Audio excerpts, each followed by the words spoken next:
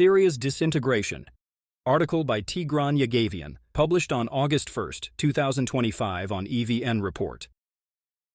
The massacre of hundreds of Druze civilians in Syria since July 13, 2025, carried out by Sunni jihadist groups affiliated with or supported by the country's new authorities and local Bedouin tribes, is another warning of Syria's deepening sectarian fragmentation.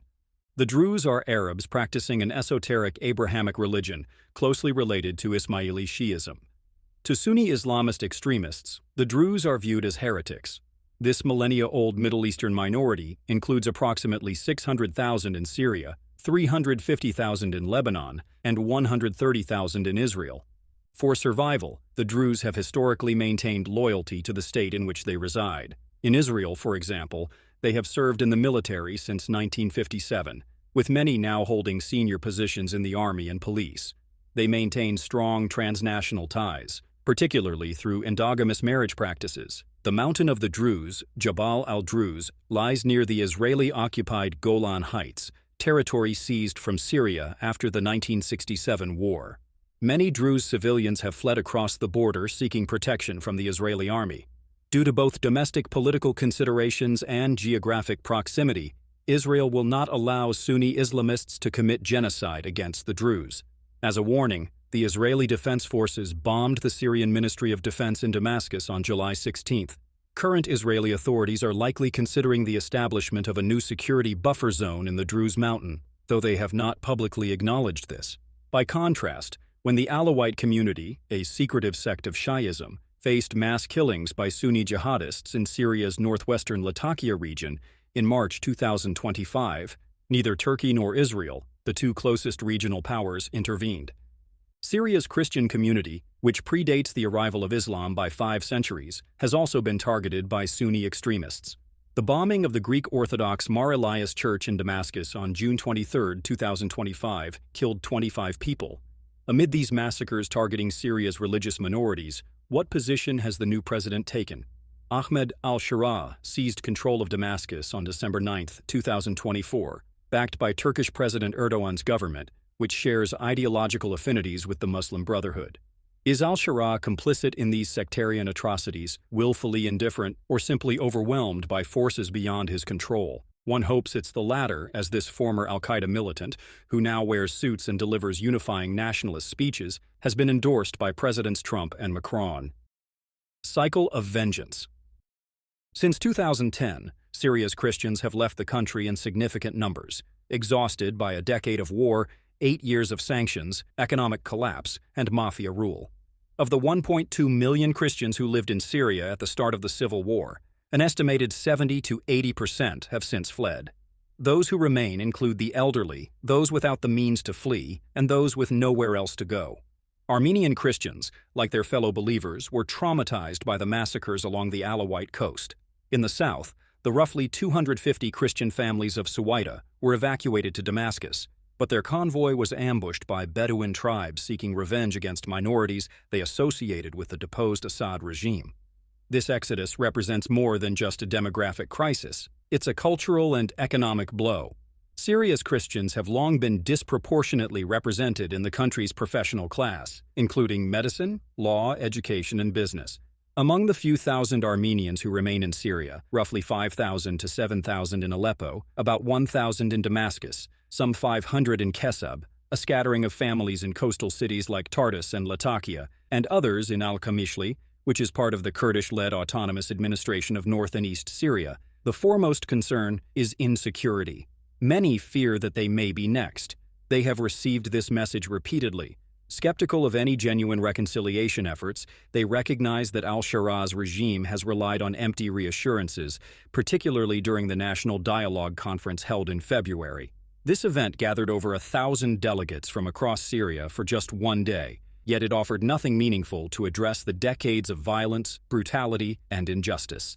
Amid mounting unease, many Christians have adopted an attitude of anxious vigilance as the current regime pushes for the Islamization of Syrian society. This trend has manifested in growing restrictions, young girls being kidnapped and banning alcohol in many stores. Christian schools face particular pressure as the new Ministry of Education attempts to impose mandatory curricula rooted in Islamic law. In working-class neighborhoods across Syria, Islamist preachers have grown increasingly aggressive, openly calling for Christians to convert to Islam.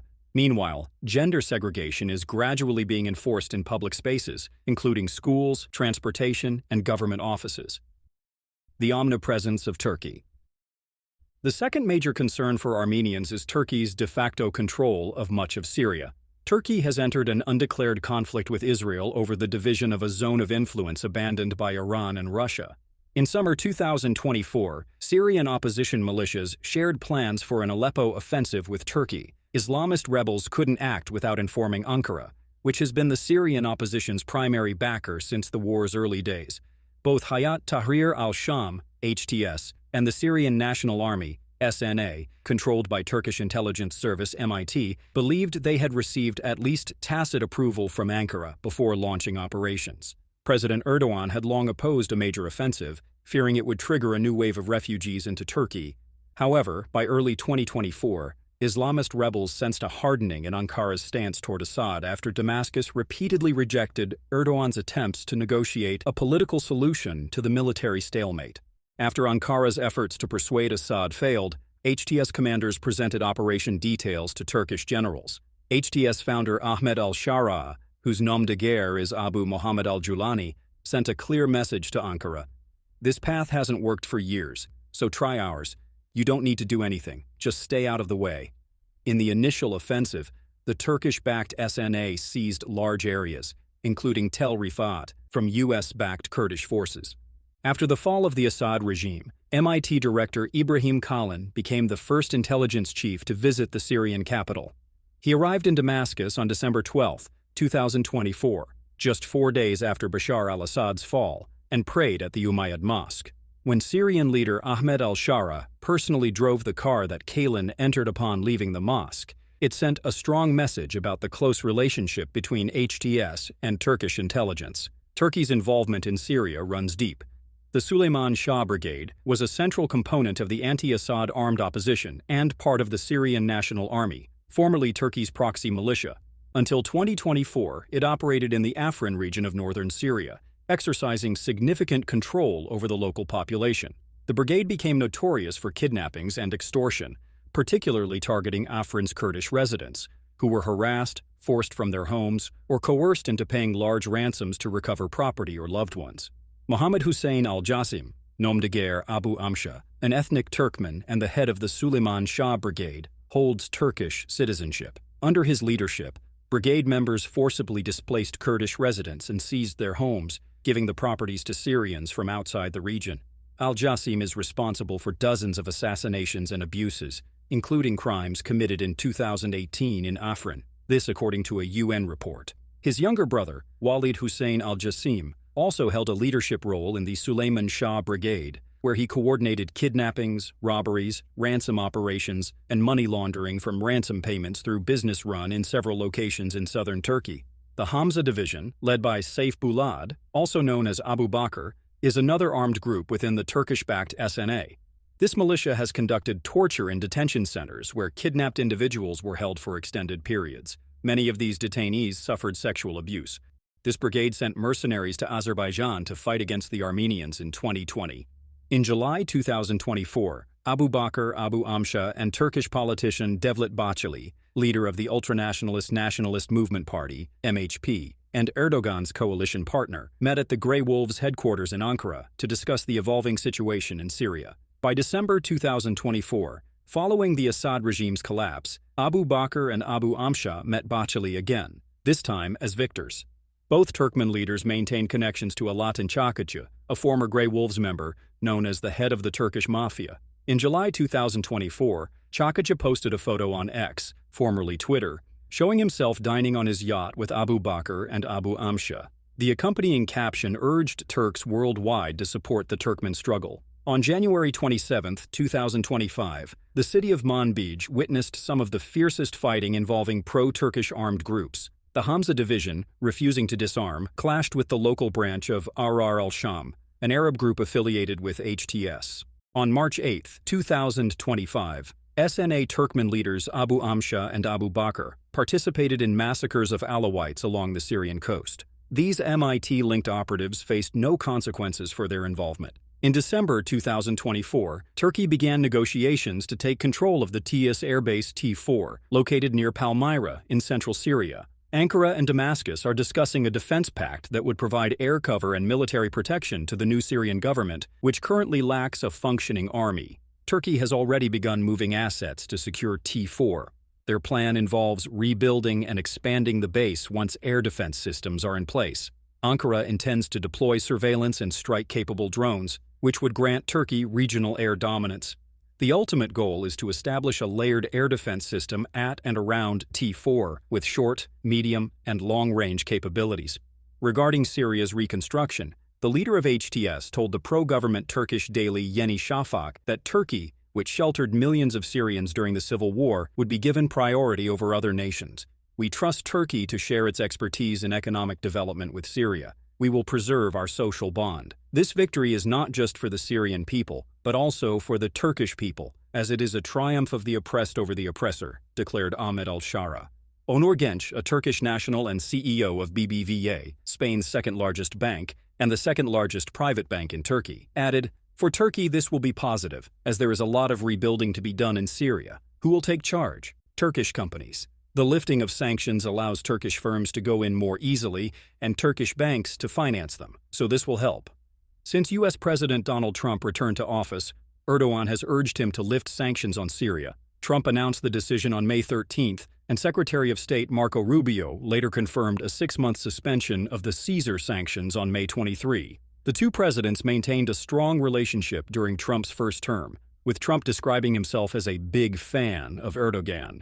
Turkey's behind-the-scenes diplomacy forms part of its broader strategy to fill the vacuum left by Assad's downfall. This approach not only strengthens Erdogan's status as a regional power broker, but also advances his domestic agenda. Ankara, which still controls vast swathes of northern Syria, has accepted Syria's plan to integrate the YPG, the armed wing of the Syrian Democratic Forces, SDF, into the new Syrian army.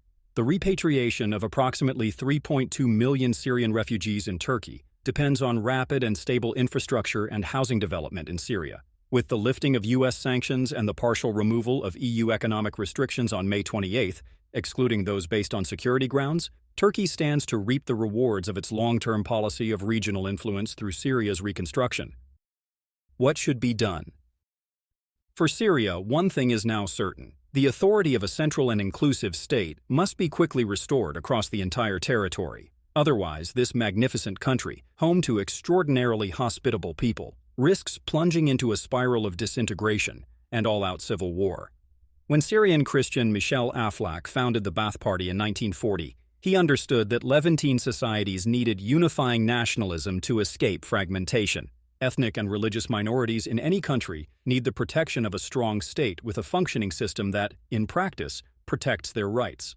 The late dictatorial Syrian Ba'athist regime had many flaws, but it did have one merit. It protected Christian minorities and guaranteed freedom of worship.